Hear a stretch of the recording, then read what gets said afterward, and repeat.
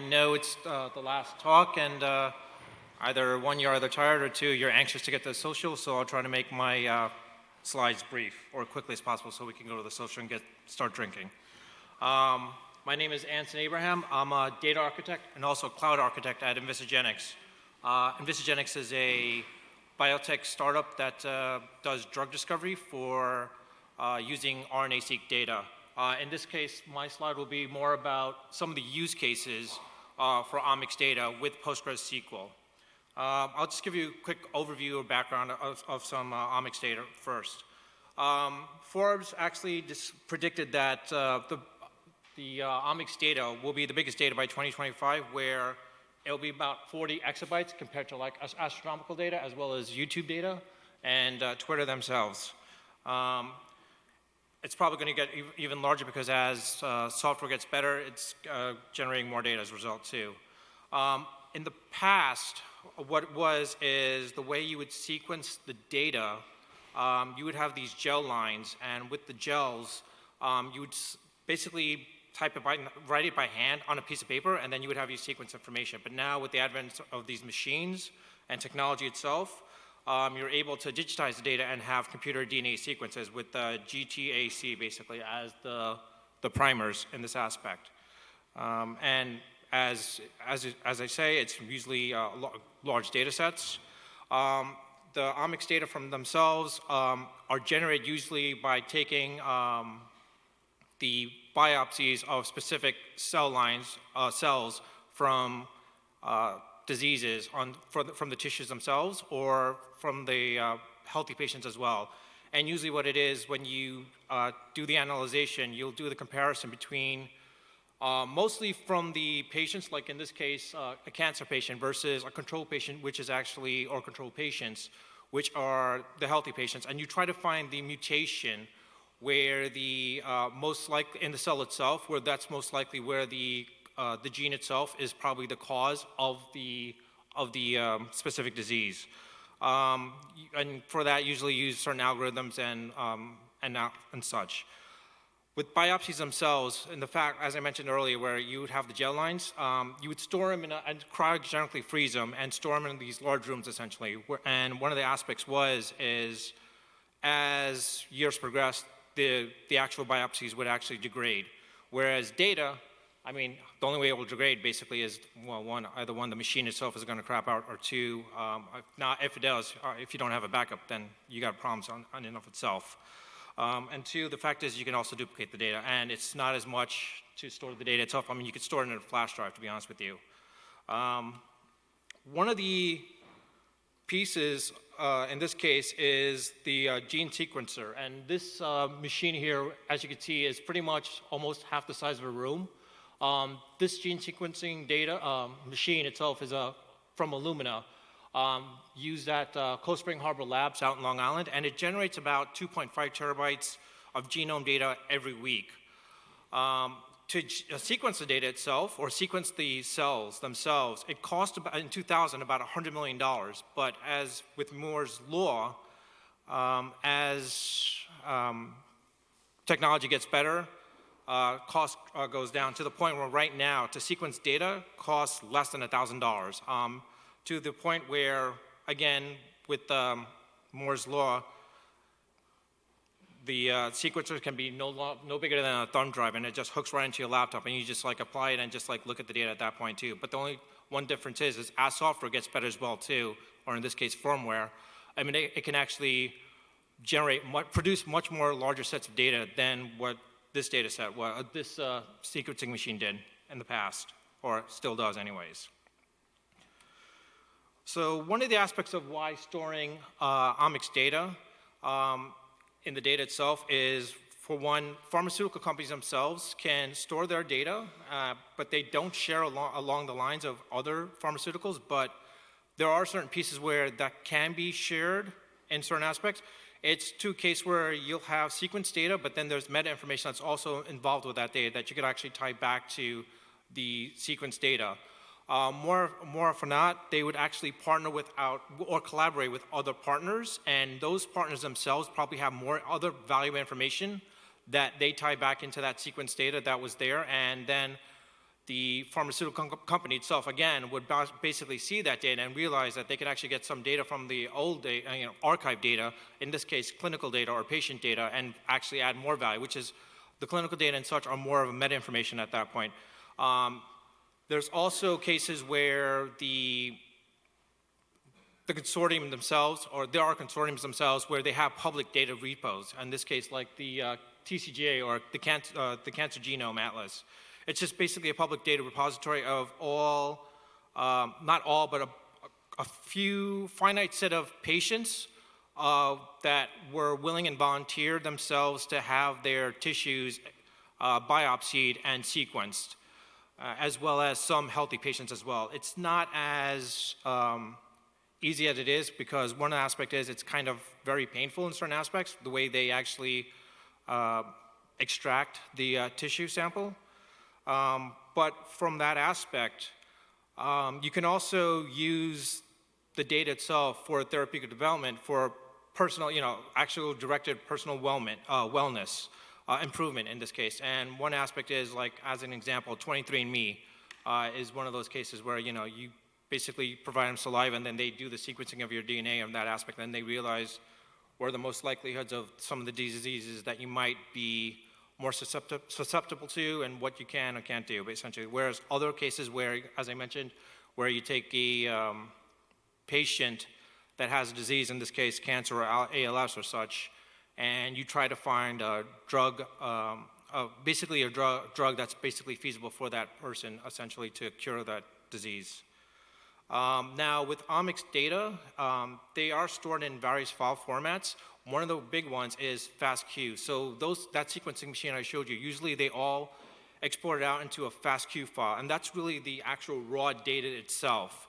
The raw data actually is just basically a biological sequence, or in this case, a nucleotide sequence, and it's quality score as well to that sequence data. So sometimes the sequencing machine themselves can give you bad data, but they will give you a quality score as a result of in it as well too.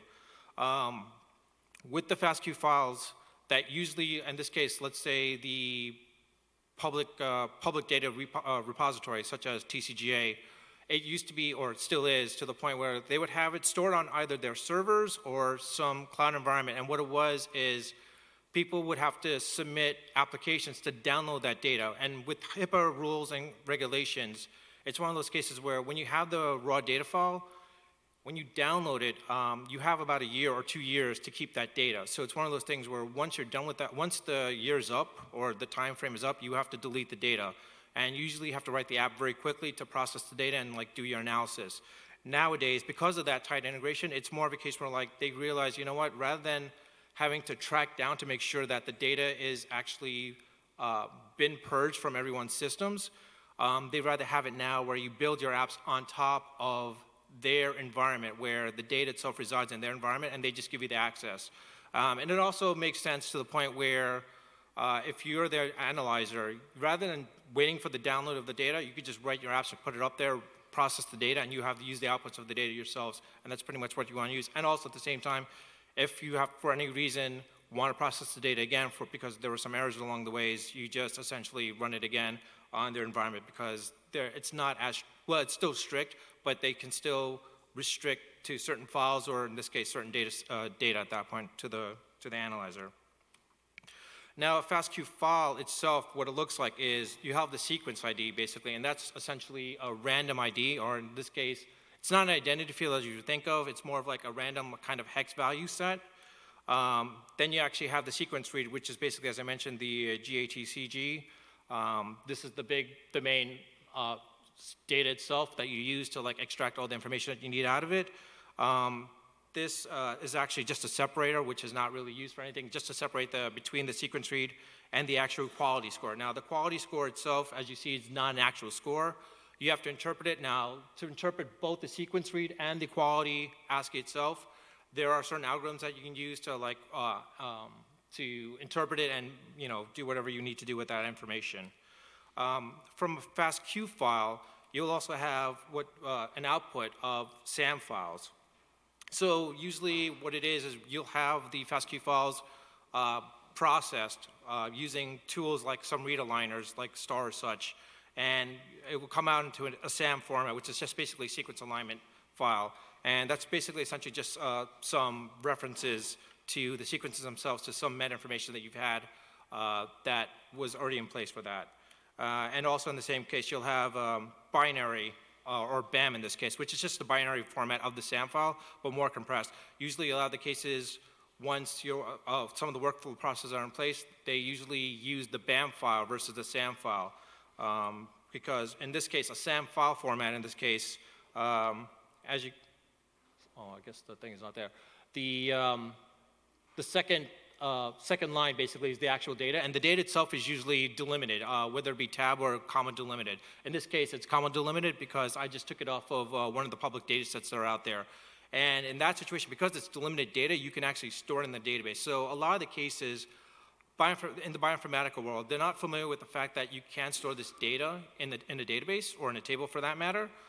In this case, I was able to essentially take the data, throw into a database by creating certain fields. Initially, the fields I had themselves were all JSON based. I created as a JSON-B, threw it in the database, and then I figured out what the column structure was, to the point where this is what it pretty much looks like. I just kind of simplified it a little bit where I didn't make it JSON because I knew some of the structures at that point. If you want more information, there's some stuff online about each of the columns, but basically quickly telling you, the query template is basically the positional information about the data or the sequence rate of the data. Another big factor is the position field, which basically is actually the position of the chromosome itself for that aspect. And you have the rnext and pnext, which are basically the alignment reads of the sequence themselves. And then you actually have the sequence and the quality score, but the quality score itself is not converted into an actual value except for that, essentially. And you have a tag, which is basically the number of samples. So the FASTQ files are raw data.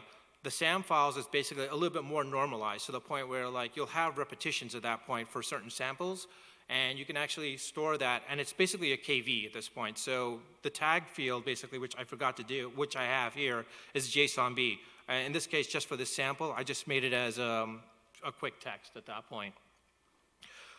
With the SAM data itself, too, you can actually create tools off of it in that situation. And more of this case, this is one aspect where, because I showed you that the SAM data actually have positions of the chromosome, there's the human genome, human genome browser, which is kind of the Google map of the genome database. And in this case, it actually has coordinate data at this point, to the point where you pass in the chromosome information in the little text field, and then it'll show you back some of the actual genes of that for the chromosomes themselves and other information.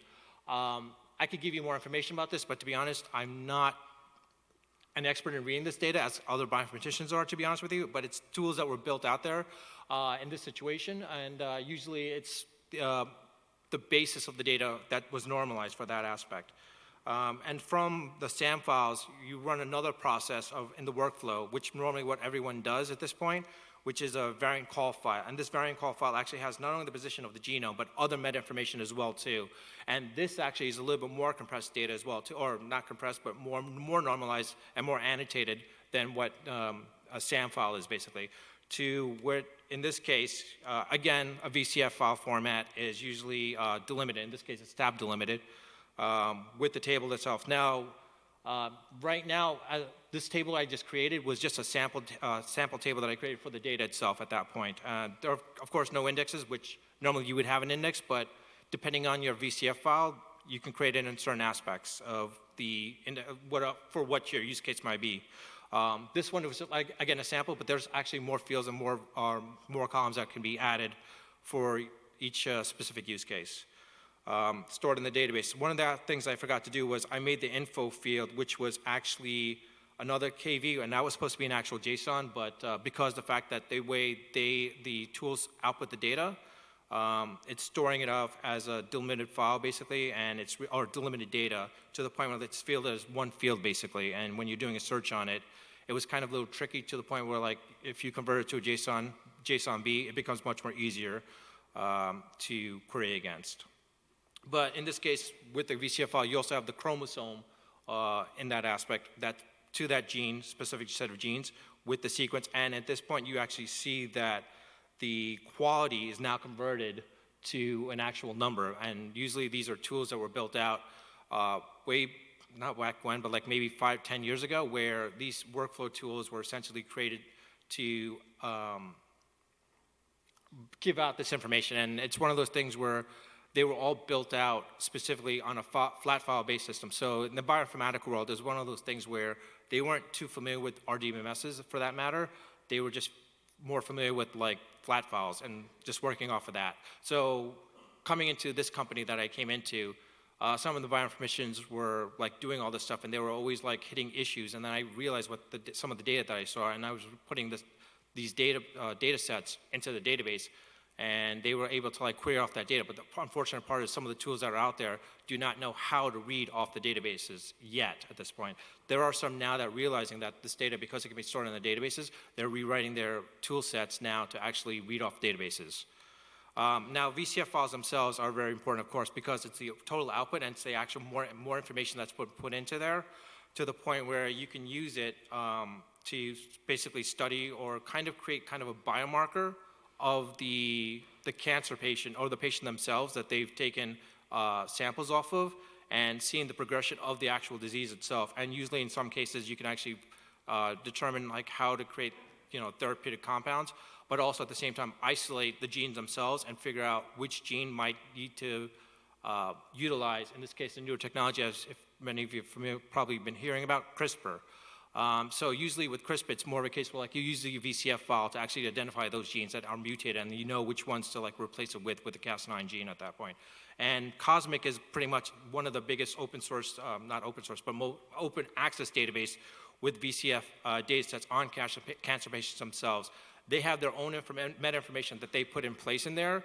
But then as you download the data or take the data, you can also apply that and use some of the meta information that you have and join it back to that data set as well too. So basically, as I mentioned, so you go from FASTQ to SAM to VCF, and in this situation, this is a typical workflow for some of the tool sets. So you'll have the FASTQ files, and then you'll use your read alignment tool, whether it be star, top hat, or whatnot, and you'll come out with a SAM data result set and a BAM data result set. Usually from those SAMs, you would use SAM tools in this case to generate your VCF files, and with those VCF files, comes out with remaining annotated data that you apply to whatever tool set that you've used or whatever tool that you created for that. Actually, wait, let me go back.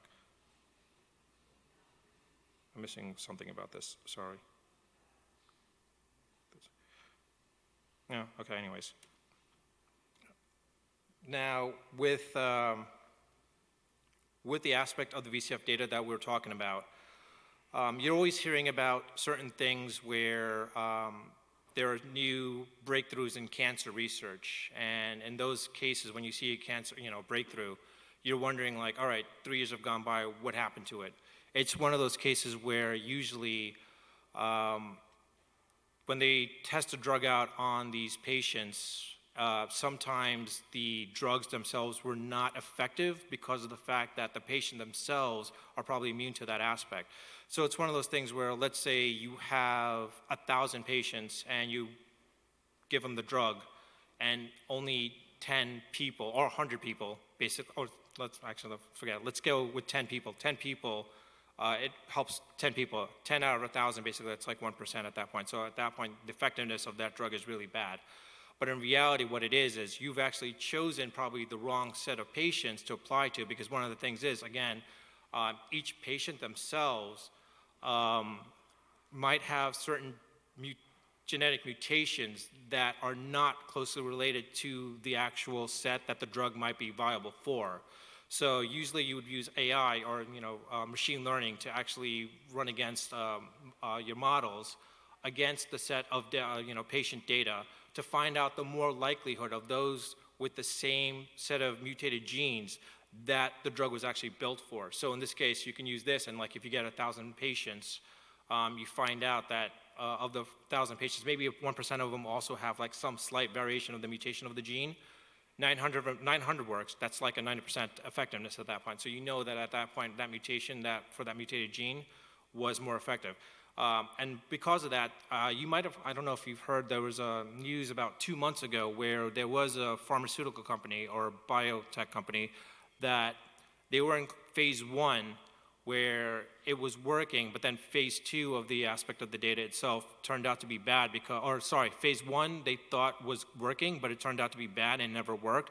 What it turned out to be was, the fact was, they came back a couple months later to realize that the patients that they had chosen were the wrong set of patients, because the fact was all of them were pretty much immune to that drug, so it was never effective for them. And one of the reasons why was because in the healthcare world, it's one of those things where the electronic record systems, each pharma company or each consortium groups or whatnot, they all have different variations of their data, basically, to the point where clinical data and patient data, how it's stored in a database, or not in this case a database, but in data files, are stored so differently that it's like really a pain. So it's one of those things where when you're applying your models, ML models against that patient data, back with the genomic data that's tied back to them, it was coming out incorrectly because there were cases where like some of the information was like never joining correctly at that point on a flat file aspect.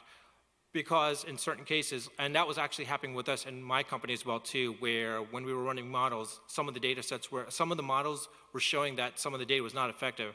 We put it into a database, and it turns out when they were doing the join very quickly, it came out to the point where like they realized, all right, some of the data was actually misaligned to the point where like some of the information like that they had was essentially one column over than they should have been, and so the joins were never working properly in some cases.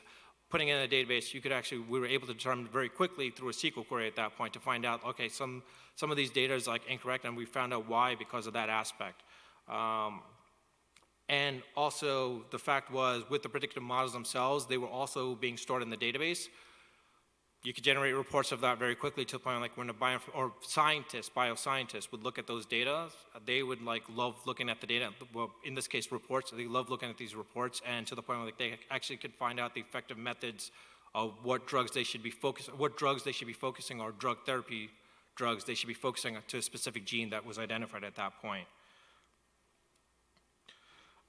So I mentioned the fact that in this case where the data themselves, where it was all like kind of different to that aspect, it's the fact was because in the bioinformatic world, there's not a case where like not everyone's fully aware that all this data can be stored in a database. As I mentioned, like when I came on board, some of our bioinformaticians were running like pretty much straight out Python queries or basically R, Python, or Perl scripts against flat files, and they were doing the joins in memory and all that stuff, and then they were getting like errors left and right, or two, their process was taking so long that they were always asking me like, hey, why is the data running so slow, basically, on a flat file system, and you could see that the I/O was the issue, and I was like, you know what, hold on, let me do this, I'll put it in the database. Well, first I put it in the database myself secretly without them knowing about it, and then I started basically querying the data and finding that the data was coming out correctly fast, and when I showed them that, it kind of blew their minds a little bit to the fact that this data can actually be stored in the database, and that's where it hit me that if they're the only ones, and then I started meeting other bioinformaticians in the bioinformatical world, and they started finding out that you could store the data in the database. When I started telling them about it, they were like really surprised that this data can actually be stored in the database. And it was one of those things where like, it seems like the word has never gotten out to them because like, again, they're kind of from the, I don't want to say old school, but yes, in the old school world of things where flat files kind of worked for them at that point, and they just kept going off that systematic aspect, whereas they weren't fully aware of RD methods at this point. The only thing is with it, having VCF files, some of them were also coming out with other file formats, which were way different than VCF files in this case, and some of them were more JSON based, which wasn't a big problem because like that could be imported into the database as well. But some of them created some other weird aspects of formats to the point where it was kind of a columnar aspect of type things. So it was one of those things where I quickly wrote when I was running a managed database, self-managed database on a VM, I was able to create a customized wrapper, foreign data wrapper, to read the data off there and like show them off very quickly that, hey, you can like, look at the data very quick and, see if the data is actually, the quality of it is good or not. Unfortunately in this case because, well not unfortunate, it's more of a case where going into a managed database, because we're on Azure, I was using Azure Database for Postgres, getting a foreign data wrapper on there is not so easy per se. Have to go through a little bit of the hoopla of trying to get it on there, but that's not a big issue per se. But there are other foreign data wrappers that are out there. One of them is by this guy Smithy JK, who wrote a foreign data wrapper to read VCF files directly.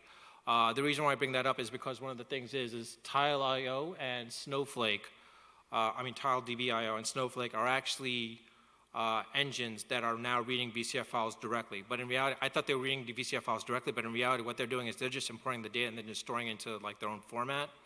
And I was like, when they were telling me that, I'm like, yeah, whatever. We got PG Loader. I mean, like Dimitri wrote PG Loader and like he's updating it, so I like used it very quickly. And like it was kind of one of those dares at that point where I could just do that, and that's where I was pretty much using when loading all this data, like VCF files and SAM files and whatnot, depending on those aspects. There's also the case where there is no foreign data wrapper for FASTQ files. It might be helpful in certain cases. But more than not, as I showed you with the earlier, what the file format is, it's just really taking the first two lines and the last line essentially. And the reason why that you might store in the database very quickly is two aspects. One, the data itself can be corrupted in ways because these sequencing machines are not 100% accurate. And two, it does duplicate data a lot to the point where like you're always like deduping in a lot of the cases. Throwing it into a database very quickly, having a constraint in place, it actually can, reduce the amount of data, the duplicate data at that point, but also at the same time, if there was a way to like change the quality score of the data itself from that ASCII format to an actual score, you can actually filter that data as well too, to the point where like some of the shared consortium, like TCGA, if they are trying to store it in a database now, and it's one of those things where they prefer not to have the bad data incorporate in there because it's one of those things where you're going to have the bad data incorporated with the data itself at that point as well too. But in that aspect, storing the sequence data, it can be pretty large to the point where like FASTQ files themselves for like just one patient for one tissue sample that was biopsied can be close to about 1.6 terabytes if I remember correctly. Yes, 1.6 terabytes. So trying to import all that data into a database and trying to read off of it, it's not as easy as you would think it'd be. More of the cases than not, I would basically partition the table itself and then start using it off of that and then essentially use the constraints for that aspect and applying it there. But then after finding and filtering out parts of the data, I would have to delete the data, truncate the data off the table itself because of the fact was I don't want to keep appending data and like letting the database grow that large, because one aspect is because the fact that the sequence data is a big, huge string, storing in a text format, a full text search works here and there, but it's not as proficient or efficient as, I should say, that it should be. Michael Schneider actually wrote an extension called PostBIS, and one of the things is with PostBIS, you can store the sequence data and it would actually compress the data a little bit, but the other aspect is some of the actual data that you saw, GTCA, which are the 4 primers, they can be repetitive to the point where it would store, if you would have something like GTCAA5, CD, that A repeated 5 times, you could just store it as A5 and then use it out of that aspect. But the thing was, that was a foreign data wrap, and it's kind of one of those things where he wrote it in 2012. I don't think it's being used as much, and I know it's not being maintained, unfortunately, because I checked GitHub, and hasn't been maintained for quite a while.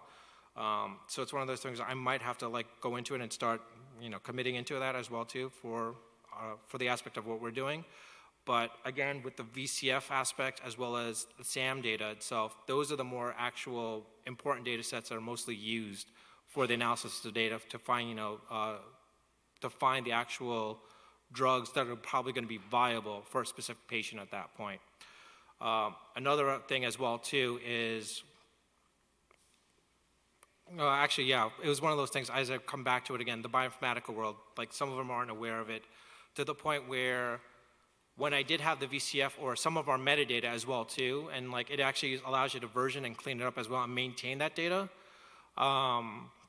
one of the things is our bioinformatician was running an R script that was taking some of that data and joining it back, but not joining it on the database itself, but joining it on in memory on the VM that they were running it on against another data set that was in SQLite. And I didn't even know that until I found out, because they were asking why is it running slow. I was like, it's not the database, because I did a quick explain plan and a profile, and I said like, hey, look, it's coming back very quickly.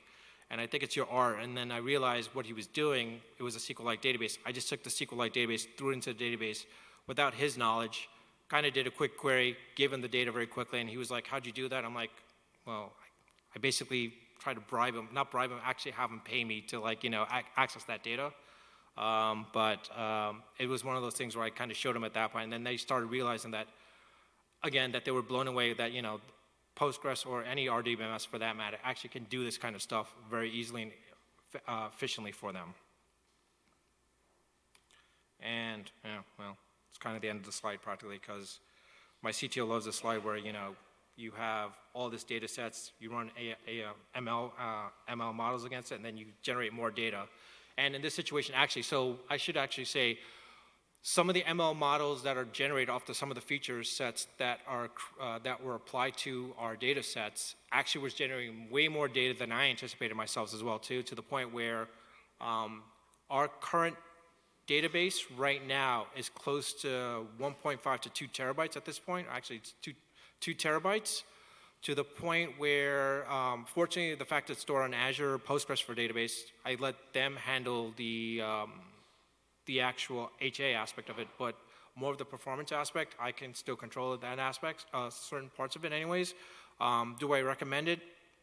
Yes or no, it all depends on your use case.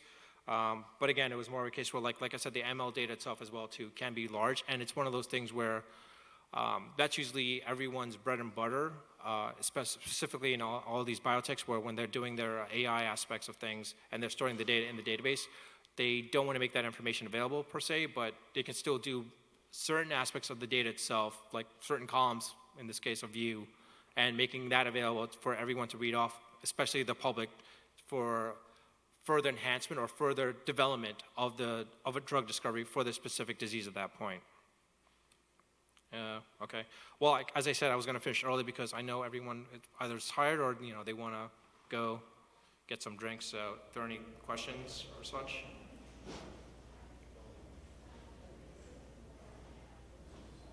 Sure.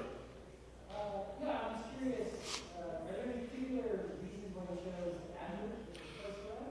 Azure? We were specifically, so the question was, is there a reason why we specifically chose Azure versus Amazon or any of the other cloud environments? It's more of a case because of the fact, one, so the question is like Azure the cloud or Azure the Postgres? All right, so Azure the cloud aspect, it was more of a case because we were initially on AWS and we got credits, but then Azure came along and they gave us like pretty much $350,000 worth of credits. So like, all right, we'll go over to Azure. And then we won an AI competition with Microsoft and they gave us another $500,000 worth of credits. We're like, all right, we're sticking with Azure now. And we're going all Azure, and to the point where you had the higher ups started looking at us a little bit, to the point where like, I don't want to drop his name, but you can figure out who I'm talking about. Kind of looked at us and he's like, why aren't you guys using some of our Azure services? And I'm like, crap. So that's when I went from an actual VM of Postgres to Azure database Azure database for Postgres. And it was more of a case where like I said, performance-wise, it wasn't a big thing for us because in the bioinformatical world, we're not real-time, so it's more of a case where like some of this stuff can be batch processed, and some of the data that needs to come back, it doesn't have to come back in milliseconds for them. It's more of a case where like if it comes back in less than like 4 seconds, that's even better, great for them, to be honest with you. And I mean, there are cases where I'll be caching some of the data at that point for them, but versus going, let's say, with AWS RDS. To be honest, I haven't gotten a chance to mess with RDS with our data set. I mean, I've used RDS in the past, and I'm not going to say anything negative, but when you basically, my mom taught me never to say anything bad, so I'm not going to say anything bad. So at that point, but that's it. Yeah, but I mean, there was a case where I will be doing a talk. I forgot which conference, where I'll be doing comparison between Amazon Azure and GCP, their managed databases compared to each of them, as well as being a self-managed environment where you have a VM with a Postgres environment at that point, and then can do a comparison between all that as well too, down the line basically. Any other questions? So one of the other drawbacks, so the PostGIS as well too, or not drawbacks, caveat with PostBIS, sorry, is the fact was I can't still put it on because the fact is, again, we're using Azure Postgres, database for Postgres, so creating a foreign data wrapper is not as easy as it can be. The other factor is with the fact that you have VCF files, which are delimited at this point, it's one of those things where I know now that the Postgres supports pluggable storage engines, it's one of those things where I've been debating whether an engine, because like TileDB.io is actually creating their own engine at this point to support VCFs and read directly from VCS as well too. To the point because the reason why is nowadays you're gonna, with VCF files, they actually can range well, depending on the number of patients and samples that you have, they can go up to into the exabyte format as well too. So that original slide I showed you with the 40 exabytes, that was the raw data.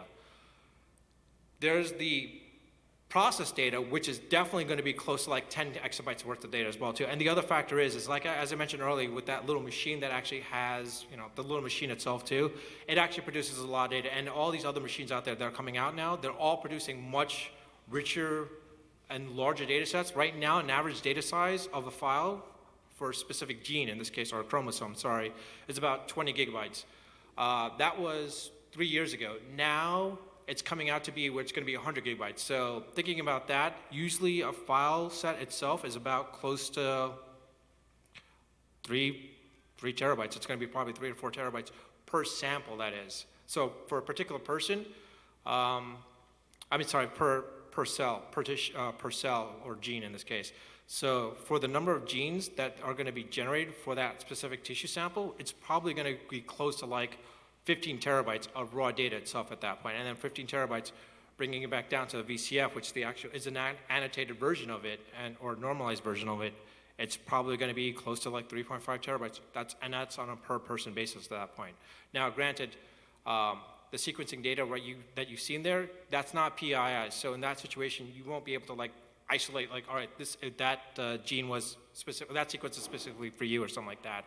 It's more of a case where like with that gene and that information, it's usually they're always separated, that information with the gene sequence to the actual patient basically at that point. But usually in those patients, they're usually aggregated to the point where it'll have the meta information of male versus female, smoker versus non-smoker, and other demographical information at that point, like heights and whatnot, whatever it may be at that point.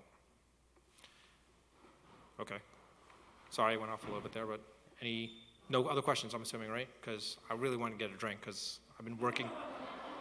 During these talks, I had a couple of like high level pressure issues, and I was like working. I'm like, I need a drink. So, any other questions, comments, thoughts? So the one thing is, unfortunately, I want to get a little bit more technical, and like there's other information that I have that we specifically do, but the problem is when I created those slides, it was giving about a little bit too much IP information. I'm like, I didn't know how to make it generic enough because it's just too generic. It's too IP for us, and it would be giving away a lot of information about us. So some of the stuff that I got here is more of like stuff that I got off of the 1,000 genome project, and that has a lot of this data as well too. But it's more of a case where like some of them are sample set data, and some of them are basically actual data. But it's more of a case where like that's data from like the 1980s that was given, and they just have it where when they wrote it on a piece of paper, they actually just then put it on an actual, they sequenced it out to an actual data set at that point. If you want more information about how we do it and all that stuff, I mean, if you get me drunk enough, then I might give you that information, but no, it's not, well, I inadvertently did that one time, but that was a long time ago. All right, I think that's it.